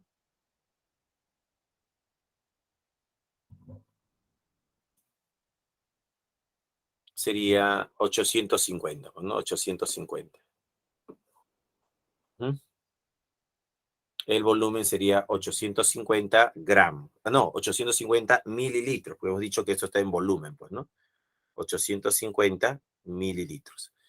Pero el problema me pide en litros. O sea, esto está en mililitros, pero el problema me pide en litros. Entonces, el volumen salió 850 mililitros. Factor de conversión, 1 litro tiene 1000 mililitros. Mililitros saco mililitros. El volumen sería 1, 2, 3, 0,85 litros. El volumen sería 8,5 por 10 a la menos 1 litros. Entonces, en el ejercicio 5, la respuesta sería 8,5 por 10 a la menos 1. La D, la respuesta. La D de la.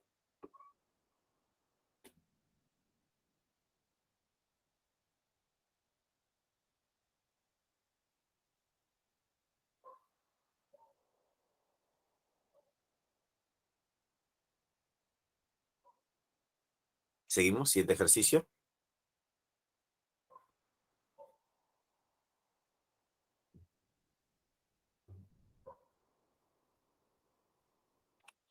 Ejercicio 6 dice. La warfarina es un rodenticida por su propiedad anticoagulante, ya que provoca una hemorragia interna al ser consumido. Se preparó 100 mililitros de una disolución con una cantidad de warfarina. Por negligencia se dejó la solución preparada sin sellar en el suelo. Por esta razón, un perro de 15,4 kilogramos consumió toda la disolución y le causó la muerte. Determine la concentración molar de la solución que fue preparada. Dato masa molar de la warfarina 308.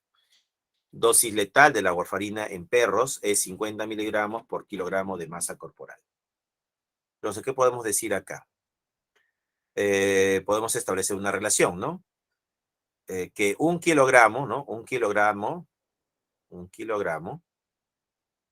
de masa corporal es a 50 miligramos de warfarina, pues, ¿no?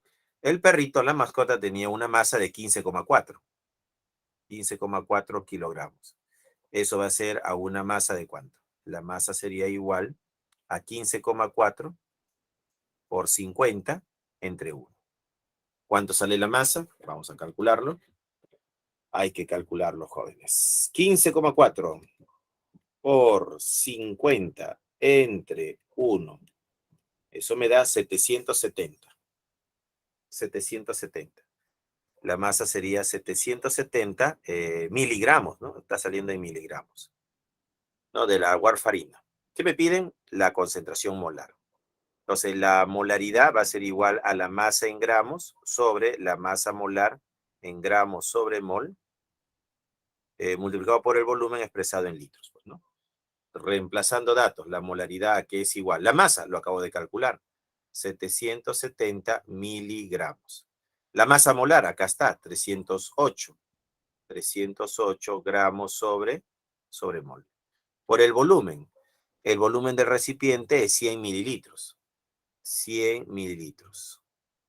100 es, ¿no? No 10, 100. O sea, acá es 100. 100 mililitros. Multiplicado factor de conversión, 1 litro tiene 1000 mililitros. Se da mililitros con mililitros. Y, no es necesario porque si acá está miligramos puede eliminar arriba directo, pues, ¿no? No es necesario hacer el factor de conversión. Acá nos ahorramos este paso de acá. Y tenemos acá 100, datos 100 mililitros. Entonces, 100 mililitros.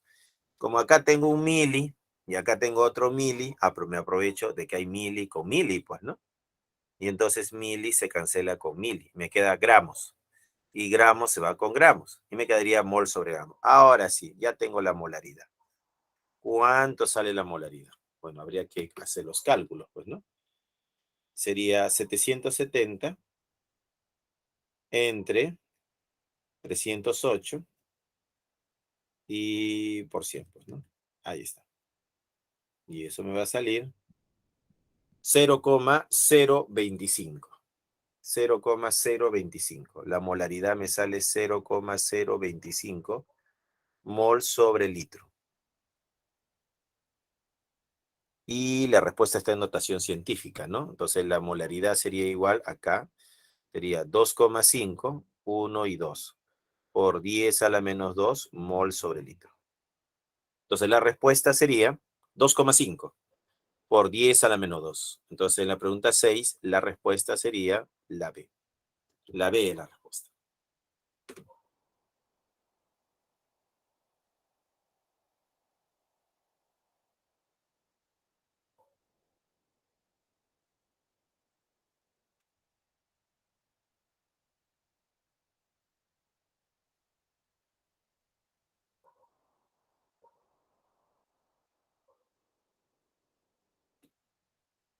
Seguimos.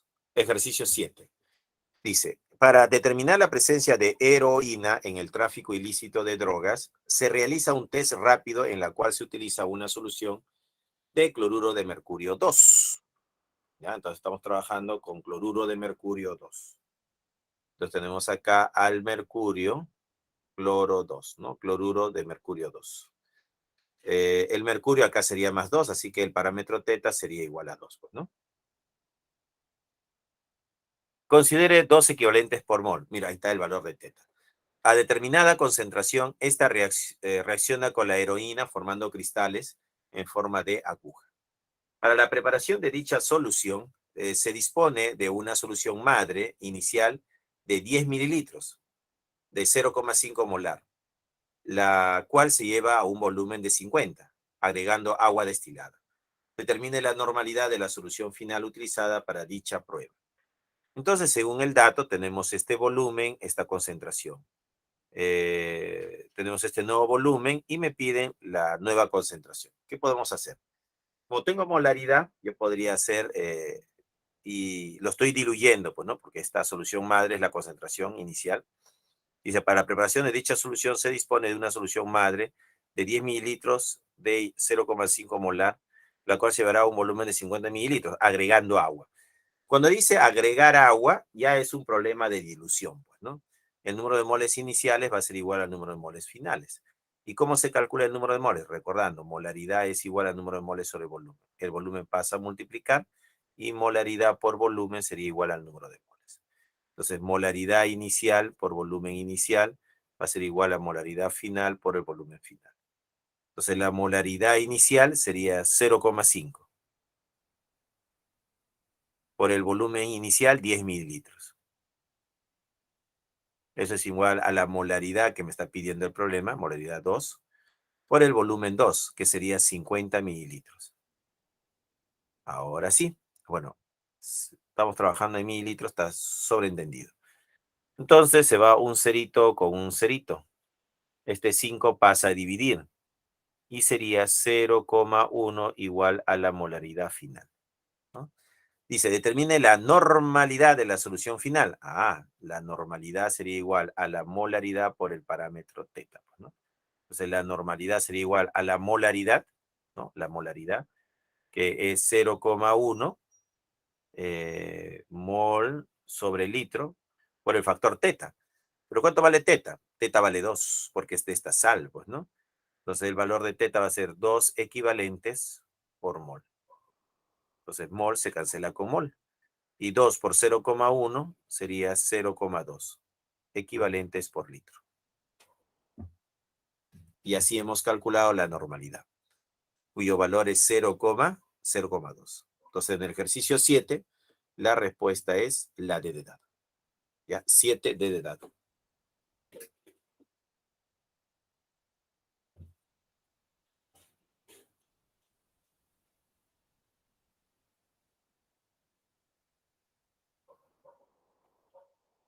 Este problema es un problema de dilución. ¿Y cuándo reconozco un problema de dilución? Cuando se le agrega agua. O sea, la solución inicial, que es la muestra madre, se le ha agregado agua. Al agregarle agua, se ha diluido.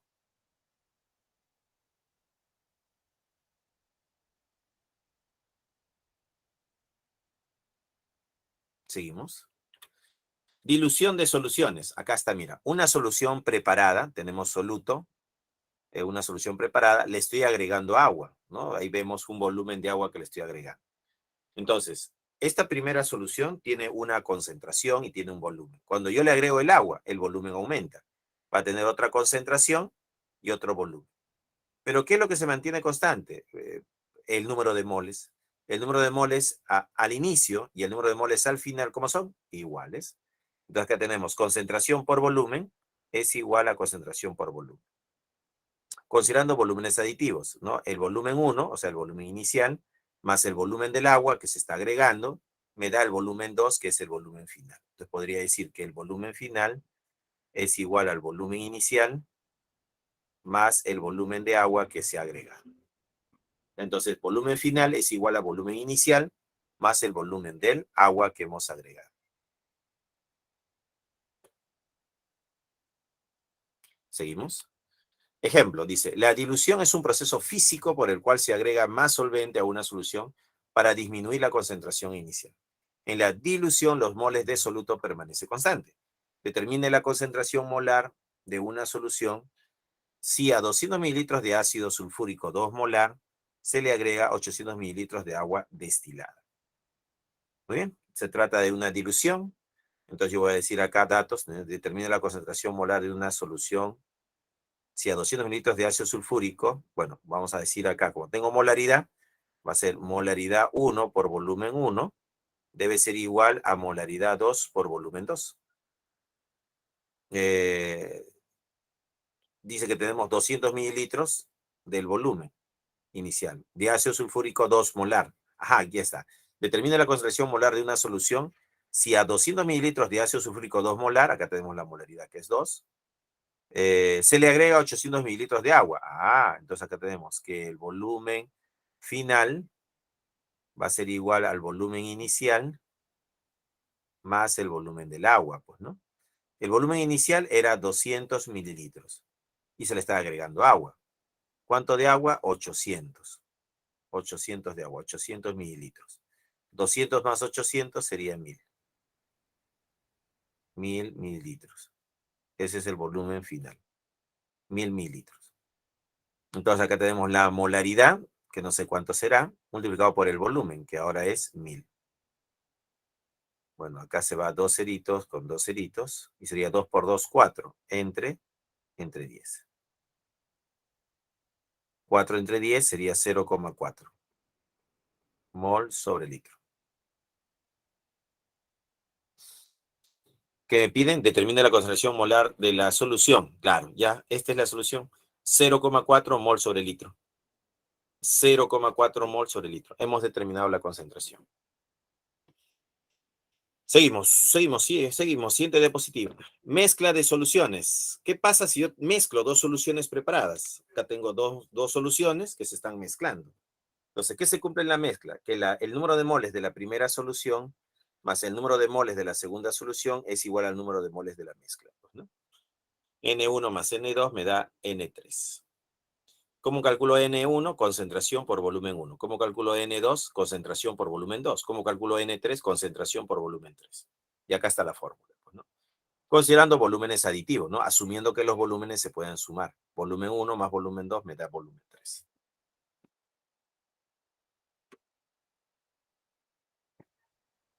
Ahí tenemos la Profesor, ¿puede volver a fórmula. la anterior diapositiva? ¿Ah? ¿Puede volver a la anterior diapositiva? Ya.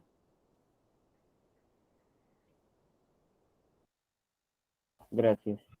Muy bien. Seguimos. Ejercicio 8 de la separata dice, el siguiente proceso corresponde a la lixiviación del mineral de cobre, óxidos.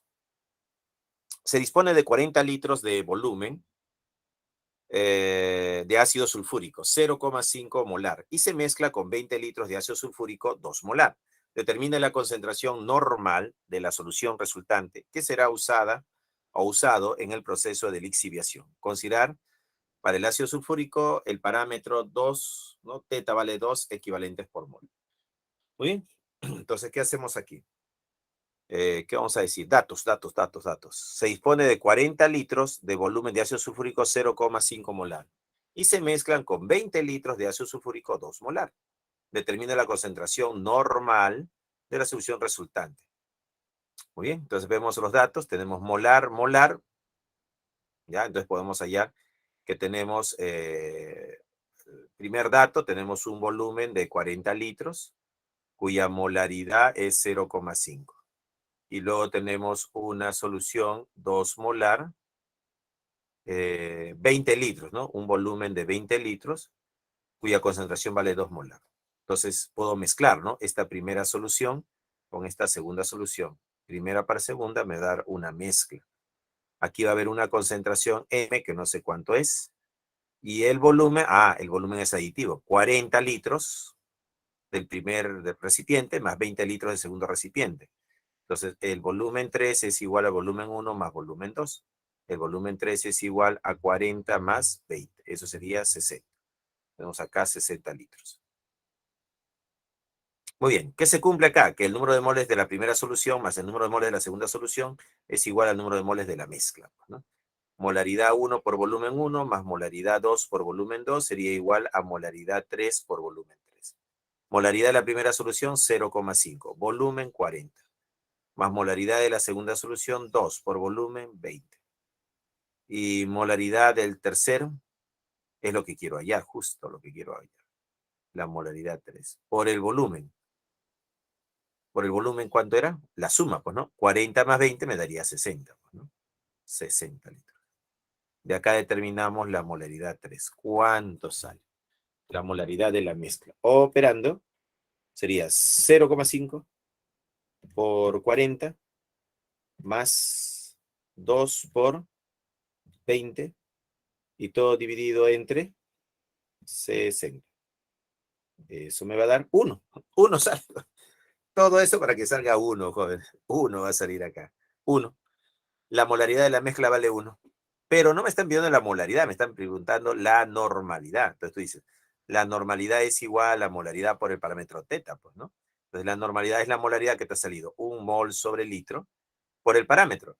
Pero se trata del ácido sulfúrico. Y el ácido sulfúrico tiene teta igual a 2. 2 hidrógenos potencialmente reemplazables.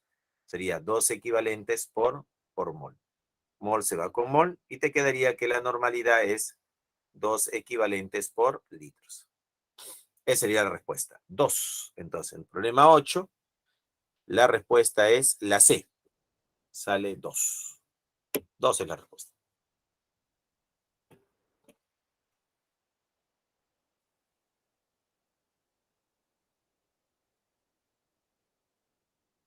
Profesor, ¿puede poner a la diapositiva 42? 42 es la anterior. Ahí está.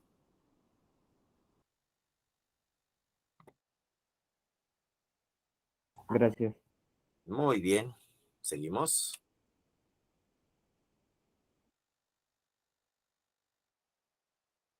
Siguiente diapositiva. pH. Es una medida del grado de acidez de una solución acuosa, ¿no? Eso sería el pH. Cuando decimos que el pH es neutro, decimos que el pH es igual a 7. ¿Y qué se cumple? Que la concentración de iones hidrógeno va a ser igual a la concentración de los iones hidróxido. Eso significa un pH 7. Alcalino o básico va a ser cuando el pH sea mayor que 7, ¿no? Aquí la concentración de los iones hidróxido va a ser mayor que la concentración de los iones hidrógeno. Y ácido va a ser cuando el pH sea menor que 7. Y acá se va a cumplir que la concentración de los iones hidrógeno va a ser mayor que la concentración de los iones hidróxidos, ¿no? Eso se cumple.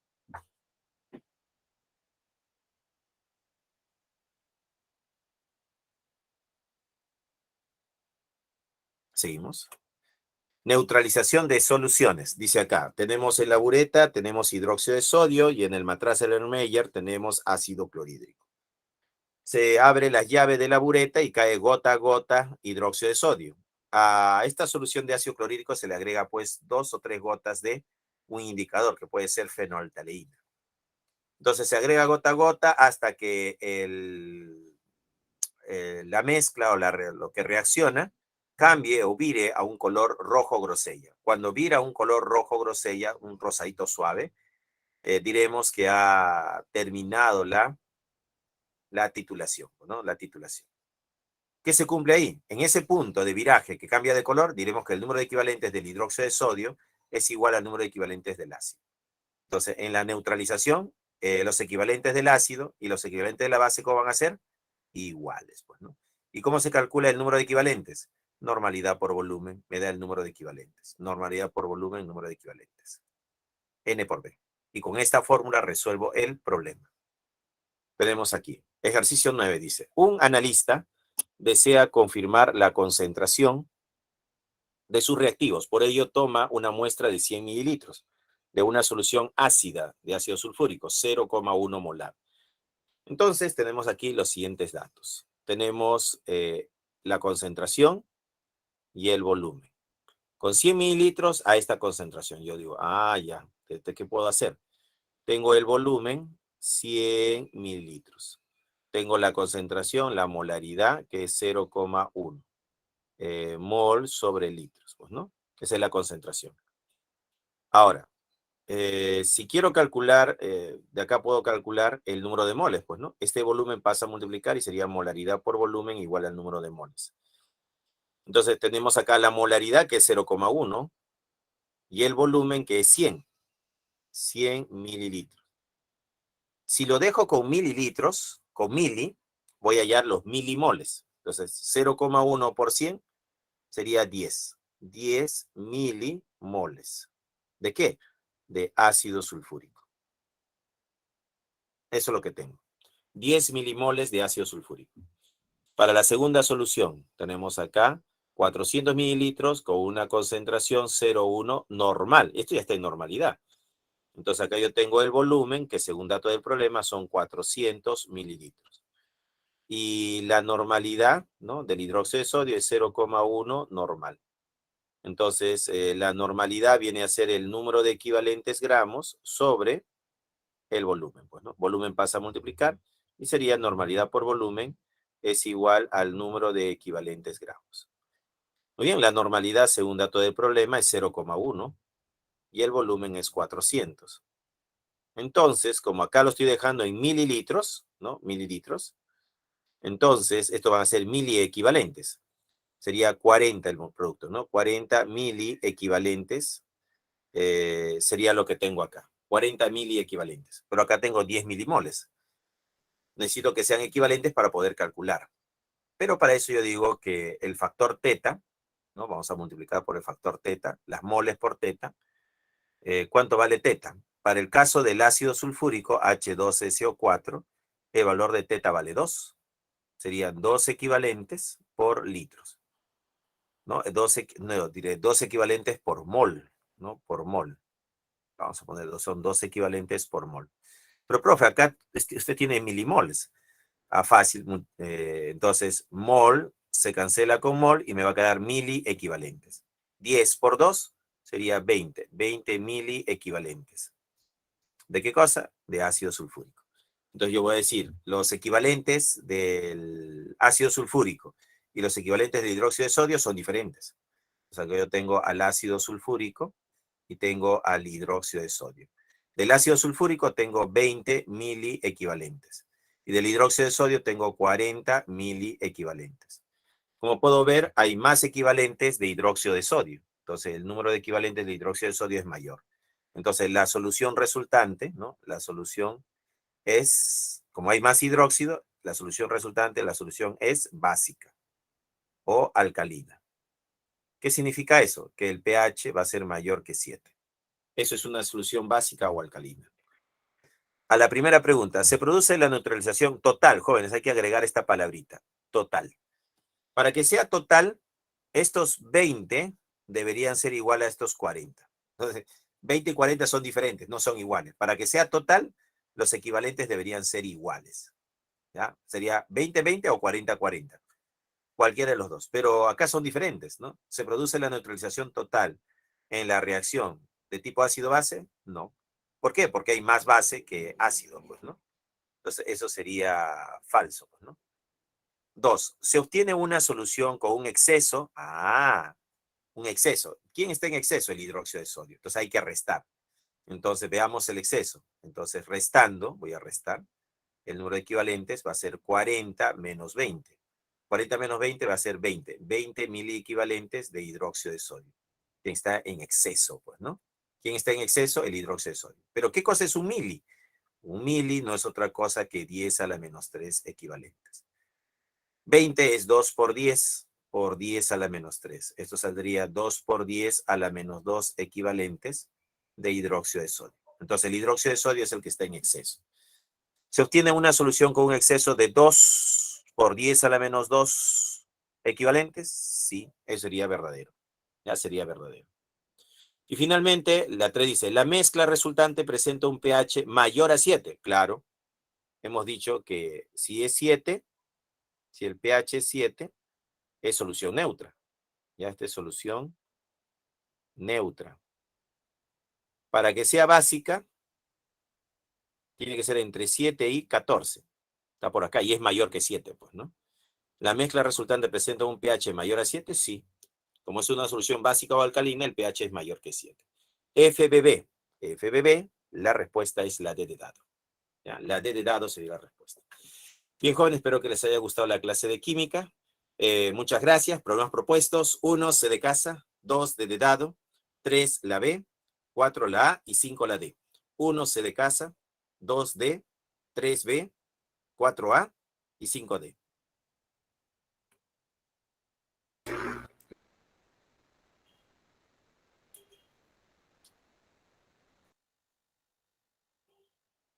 Profesor, ¿podría poner la diapositiva número 18? 18. 18. ¿Dónde está? Acá está.